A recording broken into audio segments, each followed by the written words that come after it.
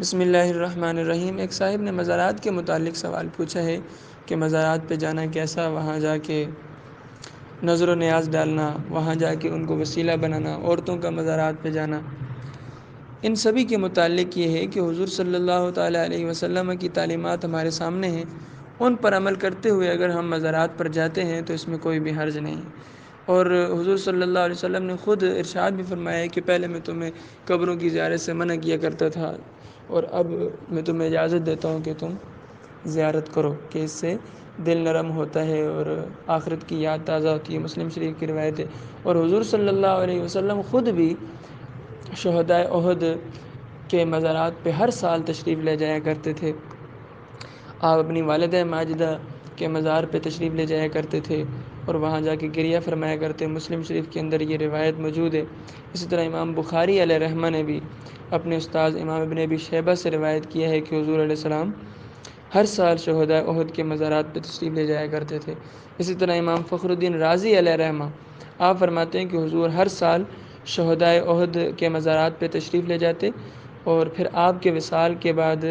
چاروں خلفائے کرام بھی ایسا ہی کیا کرتے تھے کہ وہ شہداء احد کے مزارات پر تشریف لے کر جایا کرتے تھے۔ اسی طرح جو لوگ کہتے ہیں کہ مزارات پہ جانا شرک ہے، تو پھر ان سے یہ سوال بنتا ہے کہ اگر جانا شرک ہوتا تو حضور علیہ السلام سب سے پہلے تو اجازت ہی نہ دیتے، اور پھر خود جو حضور علیہ السلام کبھی بھی ایسا نہ کرتے کہ آپ شہداء احد کے مزارات پہ تشریف لے جایا کرتے، اپنی والدہ کے مزار پہ تشریف نہ لے کے جایا کرتے اگر مزارات پہ جانا شرک ہوتا۔ تو اس سے ثابت یہ ہوا کہ مزارات پہ جانا شرک نہیں ہے، بس ہمیں سمجھنا ہے کہ مزارات پہ جانا کیسے ہے، وہاں پہ حاضری کیسے دینی ہے، اور وہاں پہ جا کے کرنا کیا ہے۔ اور پھر عورتوں کا مزارات پہ جانا، اس کے متعلق بھی حضور علیہ السلام نے اجازت دی ہوئی ہے،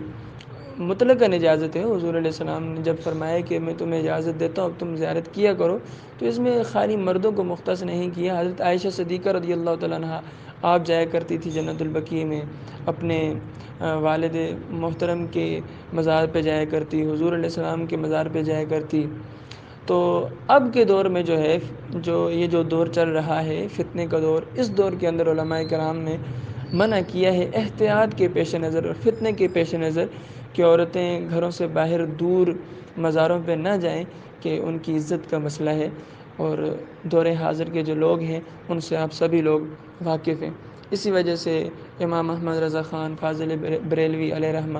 آپ نے جو ہے وہ مزارات پہ، عورتوں کے مزارات پہ جانے سے منع فرمایا ہے۔ اسی طرح ہمارا یہ مسلمہ عقیدہ ہے اہل سنت کا کہ بھئی مزارات پہ جا کے ہم نے وہاں پہ کوئی بھی ایسی خرافات نہیں کرنی کہ جس کی وجہ سے لوگ ہم پہ طعنہ زنی کریں اور ہمیں ایلیگیشن کا شکار بنائیں۔ مزارات پہ سجدہ تعظیمی کرنا یہ ہمارے نزدیک، اہل سنت کے نزدیک بالکل یہ حرام ہے۔ مزارات پہ چادر موجود ہو تو پھر فالتو میں جا کے وہاں چادریں چڑھانا یہ بھی بالکل احکام شریعت کے اندر اس کو بھی فضول خرچی میں لکھا ہے۔ اور اسی طرح جو قبروں پہ جانے کا طریقہ ہے وہ بھی یہ ہے کہ آپ پائندی کی طرف سے جائیں اور تھوڑا دور کھڑے ہو کے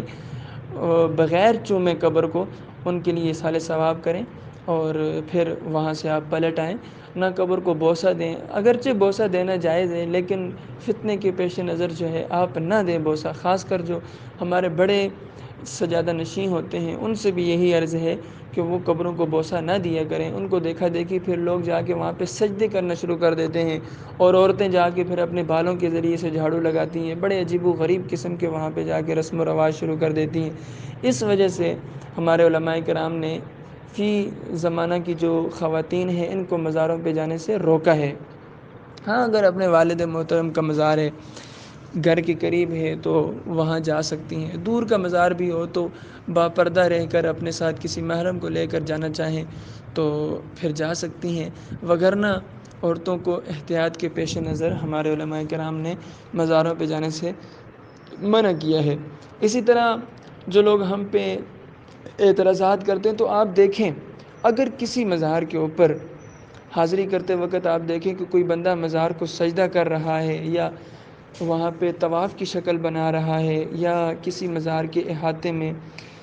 بے پردہ خواتین موجود ہیں، یا وہاں پہ مردوں اور عورتوں کا اختلاط ہو رہا ہے، یا کسی مزار شریف کے احاطے یا قرب و جوار میں ایسے بھنگی لوگ بیٹھے ہیں یا چرسی لوگ بیٹھے ہیں، انہوں نے اپنے ڈیرے جمائے ہوئے ہیں، یا آپ دیکھیں کہ کسی مزار شریف میں جرائم پیشہ لوگوں نے اپنی پناہ ڈالی ہوئی ہے، وہاں رہتے ہیں، یا آپ دیکھیں کہ عرس کے موقع پہ ڈھول بجائے جا رہے ہیں یا گانے بجائے جا رہے ہیں، یا عریانی یا فحاشی کا بازار گرم ہو رہا ہے، یا کسی مزار شریف پر کوئی نام نہاد پیر یا کوئی بھی ایسا جو ہے واعظ وہ اسلامی تعلیمات اور سنی عقائد کے خلاف گفتگو کرتا آپ کو نظر آ رہا ہے یا بدعملی پھیلاتا ہوا نظر آ رہا ہے، تو آپ فوراً اس چیز کو روکیں۔ آپ کو اگر زبان سے روکنے کا اختیار ہے تو زبان سے روکیں، ہاتھ سے روکنے کی طاقت ہے تو ہاتھ سے روکیں، اور یہ ہم سب کا مشترکہ فرض ہے کہ ہم ایسے لوگوں کی حوصلہ شکنی کریں اور انہیں اپنے ہاتھوں سے روکیں، اور ایسے جہال اور خواہش پرستوں کی نفسانیت کو بھینٹ چڑھایا جائے، ان کے خلاف ایکشن لیا جائے، تاکہ ان کی وجہ سے اہل سنت کے اوپر لوگ طعنہ زنی نہ کریں، اور علماء کرام منبر رسول کی وراثت اور شریعت مطہرہ کی وکالت کی خاطر اپنی تقریر و تحاریر میں مسلک اہل سنت کی